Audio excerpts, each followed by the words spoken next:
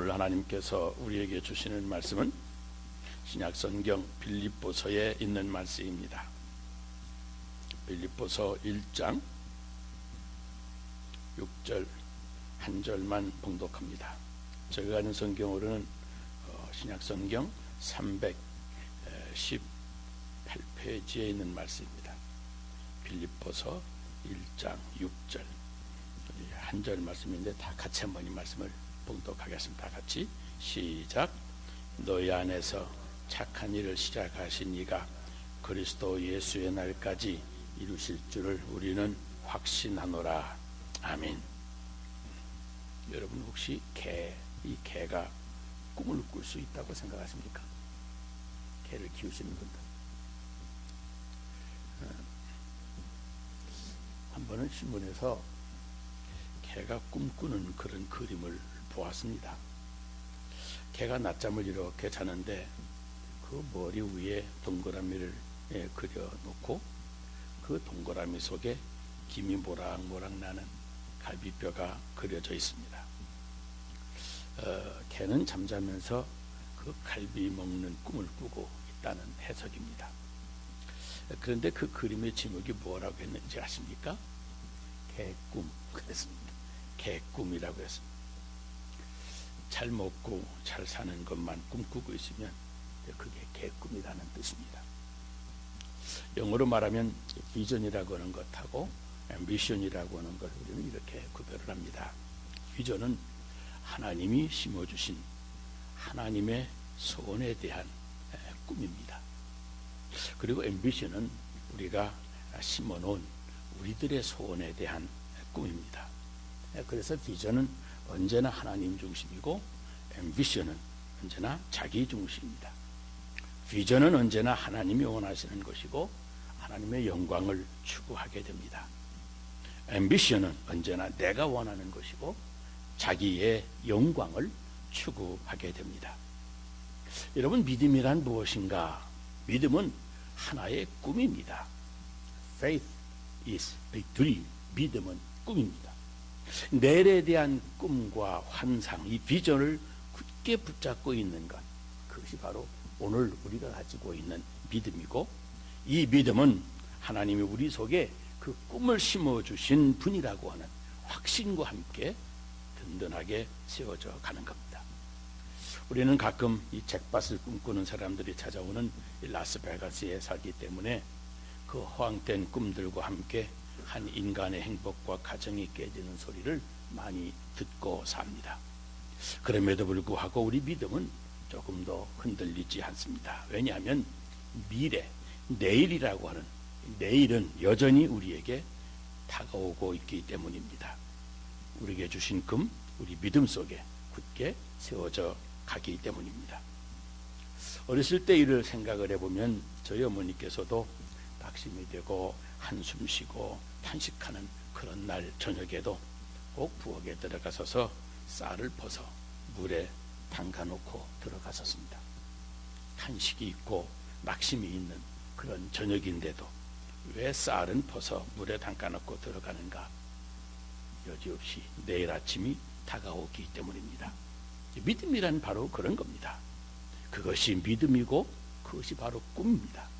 반드시 하나님 안에서 그 꿈이 이루어질 것을 믿는 믿음이 우리 성도들이 오늘을 살아가는 원동력이 되는 겁니다. 그래서 꿈이 없으면 그 교인도 그 교회도 다 죽어가게 되어 있습니다. 그래서 꿈이 없는 민족은 망한다고 그랬습니다. 그래서 교회는 교인들에게 아니 그 지역 사회에 꿈을 심어주도록 해야만 됩니다. 여러분, 지난 몇 년 동안 우리 하나님께서 우리 교회가 충분히 새로운 꿈을 꾸는 교회가 되도록 여러 가지에서 복을 허락해 주셨습니다. 내일에 대한 꿈이란 오늘의 현실 속에 그 새싹이 싹트기 마련입니다. 우선 몇 가지를 말할 수가 있습니다. 우선 우리 교회 그래도 소문이 참 좋게 나 있습니다. 소문이라고 하는 건 내가 내고 싶어서 나는 것이 아니고 좋은 소문 내달라고 부탁한 것도 아닌데 그래도 들어보면 우리 안디옥 교회가 소문이 그런 대로 잘 나 있습니다. 우리가 그렇게 대단한 것도 아닌데 이상하게 안디옥 교회 말만 나오면 아주 좋게들 이야기를 합니다. 어느 교회, 우리 교회 어느 분은 이곳에 처음 이사 와서 교회를 찾다가 어느 분에게 교회를 물으니까 안디옥 교회가 좋다고 하더라고, 가보라고 그러더랍니다. 그래서 속으로 이분이 아마 자기네 교회가 안디옥 교회니까 안디옥 교회 다니니까 그 교회 가보라고 그랬는가 보다 그랬답니다. 근데 나중에 알고 보니까 그분이 다른 교회 장로님이더랍니다. 또 어떤 부분은 라스베가스에 와서 남편은 남편대로 아내는 아내대로 다 각각 다른 사람에게 좋은 교회니 가보라고 그 교회를 추천을 받아서 집에 와가지고 어느 교회 갈까 이야기하면서 이야기를 나누다 보니 공교롭게 다 같은 교회를 추천받았더랍니다. 근데 그 교회가 어느 교회인 줄 아십니까? 바로 우리 안디옥 교회입니다. 그래서 부부가 지금 우리 교회에 함께 나오고 있습니다. 여러분, 지역사회에 도는 소문, 이 소문은 교회다운 교회를 찾는 사람에게 대단히 중요한 겁니다. 그런 소문도 하나님이 선한 일을 하시려고 우리 교회에 주신 하나의 축복인 줄로 믿습니다. 둘째는 우리 교회가 가만히 보면 그 구성원들이 골고루 다 섞여 있습니다. 특별하게 돈 많은 분 있는 것도 아니고 또 그렇게 또 찢어지게 가난한 분이 있는 것도 아니고 골고루 경제적인 형편도 비슷비슷한 분들입니다. 남녀 비율도 어떻게 이렇게 비율이 좋은지 모릅니다. 어느 교회 가보면 여자 교실에 남자 몇 명 앉아 있는 것 같은 교회도 있습니다. 어느 교회는 젊은 아이들만 있는가 하면 나이 많은 노인들이 많아서 양로원인가 싶기도 한 교회도 있습니다. 그런데 우리 교회는 어느 분은 젊은 사람들이 많아 좋겠다고 하고 또 어떤 분은 나이 많은 분들이 많아 좋겠다고 하기도 합니다. 출신 지역도 여러 사람, 이북 사람, 이남 사람, 여기저기 지역이 골고루 있어서 어디 사람들 모여 향후회한다는 말을 안 듣게 되어 있습니다. 우리 교인들의 인물을 봐도 잘생긴 사람, 조금 아까운 사람 반반씩 모여서 아주 기가 막히게 조화가 이루어집니다. 골고루 구성이 되어져 있습니다. 신앙의 성향도 너무 보수가 돼서 숨이 막히는 분도 없고 그렇다고 너무 시대를 앞서간다고 신앙인지 문화인지 구별 안 되는 이상한 분도 없습니다. 이것이 얼마든지 복음 안에서 우리가 하나로 뭉쳐질 수 있도록 하나님께서 골고루 모아 구성해 주신 것입니다. 생각하면 놀라운 밸런스입니다. 하나님이 다 뜻이 있어서 우리 교회를 건강하게 키워주신다고 하는 증거입니다. 실제로 우리 교회는 풍성한 잠재력도 있습니다. 우리 교인들을 가만히 보면 그 잠재력, 소위 휴먼 리소스가 풍부합니다. 영어 잘하는 사람들도 있는가 하면 미국 생활 경험이 풍부한 분들도 있고 영적인 훈련이 잘 된 분들도 있고 음악에 재질 있는 분들도 있고 그림에 재질 있는 분도 있고 심지어 운동과 체력, 온갖 재주가 있는 분들 모든 특기자들이 다 모인 것 같습니다. 딱 한 가지로 말하면, 한 가지 더 말하면 우리 교회는 그 담임 목사가 좀 모자라지만 그래도 그분은 한 가지 복은 받은 목사입니다. 그게 어떤 복인지 아십니까? 교인들 잘 만나는 그런 복을 받은 목사입니다. 장로님 잘 만나는 것이 목사한테는 가장 큰 복인데 라스베가스에서 저보다 장로님들 잘 만난 목사도 없습니다. 장로님들뿐만 아니라 많은 권사님들도 참 좋은 분들입니다. 그분들 신앙생활하는 것을 보고 목사가 은혜를 받을 정도입니다. 다른 교회는 솔직히 우리 교회 같이 순종 잘하는 교인들 그렇게 많지 않습니다. 라스베가스 한인사회에 돌아다니는 소문들 여러분 믿을 것 없지만 안디옥 교회 좋은 교인들 많이 모였다는 소문은 믿어도 됩니다. 여러분, 우리 하나님께서 이렇게 좋은 식구들을 모이게 해주시고 또 좋은 교회를 만들어 주시는 것은 우리 가운데 하나님이 착한 일을 시작하고 계시다는 증거입니다.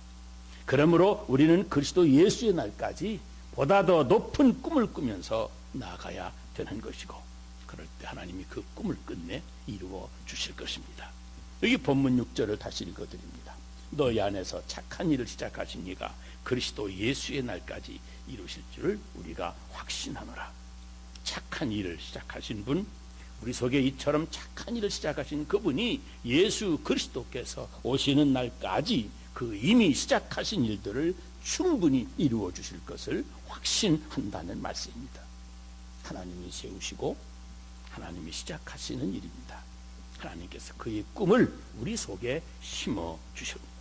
빌립보 교회처럼 우리 교회도 하나님이 심어주신 꿈을 이제 꾸어가며 살아야 됩니다. 우선 사람의 운명을 바꾸어주는 교회가 되는 꿈, 그런 꿈을 꾸어야 됩니다. 사람의 운명을 바꾸어주는 교회. 그동안 그것이 자기 팔자라고 숙명적으로 믿어왔던 생각을 과감하게 버리고 하나님이 심어주신 새로운 꿈을 꾸면서 성도들의 삶의 궤도로 수정되어지는 그런 교회가 되는 겁니다. 빌립보 교회가 그런 교회였습니다. 사도행전 16장에 보면 사도 바울이 빌립보라고 하는 도시에 갔을 때 제일 먼저 만난 사람이 바로 귀신 들린 여자아이였습니다. 어떤 사람이 이 귀신 들린 아이를 이용해서 점을 쳐주고 그 점이 맞으면 돈을 챙기고 있었습니다. 그러니 그 여자아이는 이 귀신에게 붙들린 것도 불행한 일인데 그 악덕 상인에게까지 붙들려서 이중고를 겪는 겁니다. 바울이 이 아이를 보고 너무 마음이 아파서 예수의 이름으로 그 귀신을 내쫓아 주었습니다. 그랬더니 그 악덕 상인이 펄펄 뛰면서 온 성을 소동시키면서 바울에게 누명을 씌워서 잡아다가 감옥에 집어넣었습니다. 그런데 역사서적에 의하면 그때 귀신에게서 벗어난 그 여자아이가 나중에 그 빌립보 교회를 위해서 놀라운 사역을 감당했다고 그럽니다. 귀신에 붙잡혀 노예처럼 살던 비참한 한 인간이 올바른 하나님의 종을 만나서 그 운명이 바꾸어진 것입니다. 우리 한국 사람들은 일이 안 되면 우선 낙심하면서 입버릇처럼 하는 말이 있습니다. 아이쿠 내 팔자야. 그럼 그렇지 내 팔자에 뭐 그런 일이 있을 수가 있겠나. 이렇게 팔자 타령을 합니다. 내게 주어진 운명을 그대로 믿고 그 운명의 굴레에서 벗어날 생각은 아예 염두도 못 냅니다. 그래서 꼼짝없이 그 팔자에 갇혀 살아야 하는 것으로 생각하는 이 아주 표륜적인 습성이 있습니다. 그런데 우리 예수님은 너희는 담대하라. 내가 세상을 이기었노라. 내가 세상 끝날까지 너와 함께하리라 하셨고, 다베셋 도상에서 예수님을 만난 사도 바울은 믿는 자에게 능치 못함이 없느니라 했습니다. 누구라도 예수님을 바로 만나면 지도한 살아왔던 운명까지도 바꿀 수 있는 그런 능력을 받는 겁니다. 그래서 이런 복음을 먼저 받은 저 유럽 사람들 전혀 다른 인생관으로 살아왔습니다. 보세요. 독일의 철혈 정책을 썼던 유명한 혁명가 비스마르크는 이런 말을 했습니다. 운명아 저리 비켜라. 나 비스마르크가 지나간다. 지금까지 우리 주변을 바라보면 태어날 때 주어진 그 여건 속에서 벗어나지를 못해서 그 절망 속에서 그 한계 속에서 그 부정적인 의식을 깨트리지를 못하고 그 운명이 숙명인 것처럼 사는 사람들을 많이 봅니다. 그러나 저 나인성 과부의 죽은 아들이 장례 행렬을 따라가다가 맞은편에서 들어서시던 주님을 만나서 다시 살아난 사람이 되더니 다시 성 안으로 들어왔던 것처럼 우리 교회 들어올 때는 안 된다고 팔자 타령이나 하던 사람들이라도 일단 우리 교회에 들어와서는 그 운명의 굴레를 깨뜨리고 팔자 타령을 끝내고 언제나 할 수 있다고 하는 긍정의 사람으로 삶의 품질이 바뀌는 우리 교회가 사람의 운명을 그렇게 바꾸어주는 그런 꿈을 꾸어야 됩니다. 여러분, 교회 안에 두 종류의 신자가 있습니다. 하나는 간단합니다. 새신자이고 다른 하나는 헌신자입니다. 새신자는 교회 나온 지 얼마 안 돼서 아직은 구경꾼 같은 분위기가 있는 사람입니다. 그러나 헌신자는 올처치 멤버가 아니고 유스트 처치 멤버가 아니고 교회 나와서 그리스도의 말씀에 붙잡힌 자가 돼서 적극적으로 쓰임받는 사람, 완전히 헌신된 신자, 다시 말하면 자신을 완전히 주님께 바친 헌신한 성도로 삶의 궤도를 신앙적으로 수정한 그런 사람들입니다. 누구든지 우리 교회 나와서 저들이 팔자라고 운명이라고 생각했던 것을 하나님의 말씀을 받아들임으로 이걸 깨트려서 죽은 것 같은 인생을 살던 사람이 이제 사는 것 같은 삶으로 바뀌고, 돈의 노예로 살던 사람이 그 돈의 주인이 돼서 하나님 기뻐하시는 일을 위해서 물질을 쓸 줄 아는 사람으로 바뀌게 되고, 그 가슴에 시한폭탄과 같은 미움과 원한을 품고 살던 사람이 주님의 심장으로 사랑을 베풀 줄 아는 사람으로 달라지고, 저 트러블 메이커로 살아오던 사람이 플레인 메이커로 컴플레이메이커로 살던 사람이 언제나 주 안에서 피스메이커로 바꾸어지는 역사가 일어나야 될 것입니다. 여러분 믿습니까? 우리 안디옥 교회가 그런 교회로 성장해 가기를 원하시면 힘차게 한번 아멘 하십시다. 이 교회가 라스베가스에 서 있는 동안에 우리 교회 들어오는 자들마다 변하여 새 사람 되는 역사가 나타나게 되기를 주의 이름으로 축원합니다. 둘째로 우리 안디옥 교회는 무엇보다도 선교하는 꿈을 꾸어야 됩니다.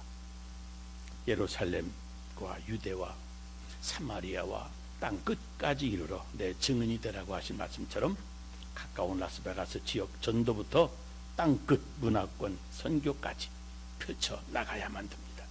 전도란 글자 그대로 이웃에게 복음을 전하는 겁니다. 우리가 사람을 구하는 것은 우리가 할 수 있는 것이 아니고 성령께서 그 심령을 감동하고 믿게 해서 비로소 이루어지는 일입니다. 그저 우리는 전도, 주변 모든 사람들에게 복음을 전달해 주는 일입니다. 그래서 교회로 인도해 와서 하나님 말씀을 잘 듣게 해주는 것이 전부입니다. 이런 전도 사역이 끊임없이 일어나는 전도하는 교회, 이것이 하나님이 우리 교회를 통해서 심어주신 꿈입니다. 그동안 우리 한인 교회들이 해온 해외 선교는 대개 세 가지 종류가 있었습니다. 우선 선교사의 생활비를 지원하는 것인데 주로 선교사 파송하는 교회가 그 일을 맡아왔습니다. 두 번째는 선교사의 사역을 후원하는 것입니다.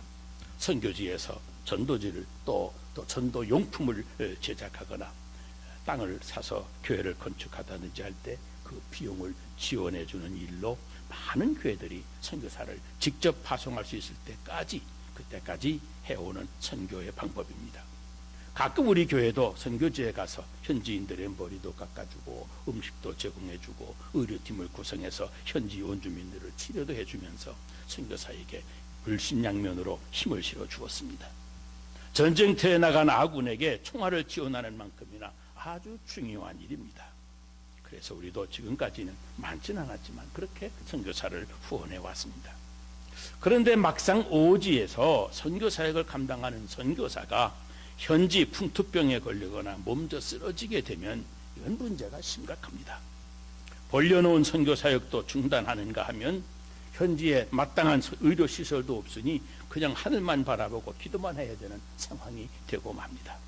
그리고 불신 세상에 한복판에서 불신자들과 함께 선교사가 외롭게 생활하다 보면 그 충만했던 은혜도 떨어지고 자꾸 세속적인 염려와 걱정이 밀려오고 그럽니다. 믿음이 식어지고 선교 열정이 식어져 버리고 선교 사명감마저 잃어버리고 선교 마인드도 없는 그저 보통 사람이 되고 맙니다. 이렇게 육신의 건강이나 정신적인 우울 그리고 선교의 영성이 퇴보할 때 선교사 자신을 다시 일으켜주는 선교사의 회복과 재충전이 필요한 겁니다. 그런데 그동안 선교 교회들이 선교사를 현지에 보내만 놓고 활동비만 보내주면 선교가 다 되는 줄로 알았습니다. 그러나 여러분, 선교사도 사람이기 때문에 건강이 무너질 수 있습니다. 선교사도 사람이기 때문에 그 속에 은혜가 식을 수도 있습니다. 그러니 건강도 회복해야 되고 선교사의 소명의식도 다시 회복시켜 주어야만 됩니다. 최근에 우리가 후원하고 있는 러시아 선교사도 지금 그런 어려움에 처해 있습니다. 오랫동안 러시아에서 아주 성공적으로 선교 사역을 했고 교회도 짓고 그 교회를 중심으로 주변에 여러 교회를 세우기도 하고 또 그곳에 현지 원주민들을 훈련시켜서 그 교회들을 돌보도록 하신 아주 성공적인 선교사이십니다. 우리도 러시아까지 가서 선교사님이 하시는 선교 지역을 함께 둘러보고 또 많은 은혜를 받고 우리 교회 오셔서도 선교 보고도 해주신 분이신데 그분이 그만 몇 달 전에 중풍에 맞아 쓰러지셨습니다. 그런데 그 선교사님을 파송한 단체는 다른 분에게 보낸다고 보내던 생활비와 선교 사역 활동비를 중단해 버렸습니다. 그래서 개인적인 후원자들 그들의 도움만 의지하고 러시아 감옥 죄수들에게 불편한 몸으로 다니면서 러시아어 성경을 보급하기 시작했습니다. 지금 한국에 뜨시는 의사 집사님 한 분이 한의사 집사님 한 분이 종종 러시아까지 오셔서 힘을 놔주시고 가는 것이 전부랍니다. 그래서 우리도 선교사님 치료비를 비롯해서 러시아 성경 보급을 이렇게 지원해 드리려고 합니다. 사실 그런 경우에 이 선교사를 세워주는 근본적인 대책이 필요하지 않습니까? 선교사의 전인적인 회복, 육신적인 건강과 성령의 충만을 위한 대책이 필요한 겁니다. 바로 지치고 병든 선교사들이 와서 휴식도 하고 치료도 받고 건강도 회복하고 선교 경험과 선교 정보도 교환하고 세미나나 집회를 준비해서 선교사 재교육도 하고 선교사의 영적인 충만함도 다시 채워주는 그런 선교센터가 필요한 때가 되었습니다. 최근에 우리 한국의 큰 교회들이 선교관을 지어서 선교사들이 고국에 왔을 때 며칠 동안 머물 수 있도록 그 방을 제공하기도 하지만 그것은 턱없이 부족합니다. 선교사를 영육간에 전인적으로 회복시키고 선교사를 바로 세워주는 선교사 전문센터가 필요한 것입니다. 선교사들은 누구나 다 이런 선교센터가 있었으면 좋겠다고 소원을 하고 있습니다. 그래서 우리도 이제 선교 사역 활동비만 후원하지 않고 장기적인 안목을 가지고 지치고 쓰러져가는 선교사들을 다시 세워주고 녹슬어가는 선교사에 영적으로 충만하게 세워주는 이런 선교의 꿈을 꾸는 것입니다. 이제 선교 지역에 조금씩 사역 경비를 지원하지 않고 사명감으로 헌신적으로 효과적으로 사역하는 선교지 몇 군데만을 지원하기로 합니다. 우리 주변에 나와 있는 것처럼 몇몇 선교회를 지원하면서 특별히 금년에 SA 선교회 주요 선교회 미션 소사이어티 SA 선교회를 지원하려고 합니다. 특별히 SA 미션 선교회는 선교사들 자신의 건강 회복과 선교의 능력과 성령의 충만을 위해서 전문적으로 사역하는 선교회입니다. 이제는 선교사 생활비나 활동비를 후원하는 자리에서 한 걸음 더 나아가서 선교사 전인적인 회복과 그 성령의 충만한 선교 사역을 꿈꾸는 것입니다. 러시아 선교사 같은 분들, 그런 분들이 이런 때 미국에 오셔서 치료받고 건강 회복해서 다시 선교지로 돌아갈 수 있게 해드리면 얼마나 좋겠습니까? 휴가라고 선교지를 떠나 조국에 왔지만 오갈 데 없는 선교사님들 며칠이라도 마음 편히 쉬었다 가실 수 있도록 해드리면 얼마나 좋겠습니까? 외롭고 고달픈 선교지에서 기진맥진해서 늘어져 있는 선교사님들을 모셔서 다시 그 첫 열정을 회복시켜드리고 효과적으로 아주 능력 있게 사역하는 선교사로 다시 세워 파송할 수 있다고 하면 얼마나 좋겠습니까? 여러분, 선교는 교회 부수적인 활동이 아니고 교회를 자랑하기 위한 어떤 수단도 아닙니다. 양초가 불타 녹아내려가면서 촛불이 밝혀지는 것처럼 선교는 바로 교회가 세상에 존재하는 근본적인 이유이며 교회는 항상 새로운 선교의 꿈을 꾸어야 되는 겁니다. 저 수정교회 옛날 로버트 슐러 목사님이 그분에게 어느 분이 찾아와서 이렇게 인사를 드렸습니다. 목사님의 그 아름다운 꿈들이 꼭 다 이루어지기를 바랍니다. 그랬더니 이분이 No thank you 그러시면서 나는 내 꿈이 이루어지기를 물론 바라지만 저는 내 꿈이 다 이루어지지 못한 꿈들이 내 인생에 언제나 있기를 바랍니다. 그러시더랍니다. 내 인생의 꿈이 다 이루어지는 것도 중요하지만 내 인생이 다 지나가도록 더 이루어져야 될 꿈이 남아 있어서 그 인생길을 더 살아야 될 의미가 있다는 겁니다. 하나의 꿈이 성취될 때 또 다른 꿈을 꾸게 하시는 하나님의 손길을 소망하는 것 아니겠습니까? 우리 교회도 언제나 꿈을 꾸면서 그 꿈을 이루기 위해서 기도하며 뜻을 모으고 힘을 쏟는 꿈꾸는 교회가 되어야 됩니다.